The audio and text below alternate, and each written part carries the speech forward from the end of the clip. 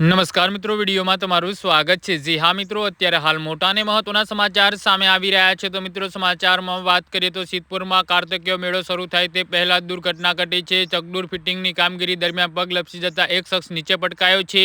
બે વ્યક્તિને ઈજા પહોંચી। સિદ્ધપુરમાં કાર્તિકીય મેળો શરૂ થાય તે પહેલા દુર્ઘટના બની છે। ચકડોળ ફિટિંગની કામગીરી દરમિયાન પગ લપસી જતા એક શખ્સ નીચે પટકાયો હતો અને નીચે ઉભેલા વ્યક્તિ પર આ શખ્સ પડતા તેને પણ ગંભીર ઈજા પહોંચી હતી। જી હા મિત્રો, અત્યારે હાલ મોટા અને મહત્વના સમાચાર સામે આવી રહ્યા છે।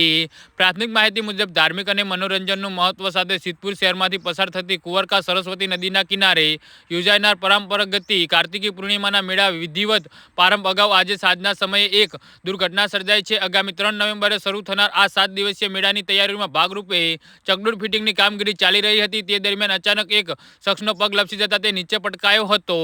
જી હા મિત્રો, જેના સ્થળ પર દોડધામ મચી ગઈ હતી અને ચકડોળ ફિટિંગ દરમિયાન ઇજાગ્રસ્ત થયેલા આશિત જણાવ્યું હતું કે અમે ચાલુ વરસાદમાં ચકડોળ ફિટિંગનું કામ કરી રહ્યા હતા અને હું ચકડોળના નટબોલ્ટ ફિટ કરી રહ્યો હતો। તે દરમિયાન મારો પગ સ્લીપ થઈ ગયો હતો, જેથી હું નીચે પટકાયો હતો અને જેને પગલે અન્ય એકને સામાન્ય ઈજા પહોંચી હતી। જી હા મિત્રો, તો આના વિશે તમારું શું કહેવું છે તો નીચે મારી કમેન્ટ બોક્સમાં જરૂરથી જણાવજો અને મારી યુટ્યુબ ચેનલને સબસ્ક્રાઇબ કરવાની ભૂલતા નહીં। ધન્યવાદ।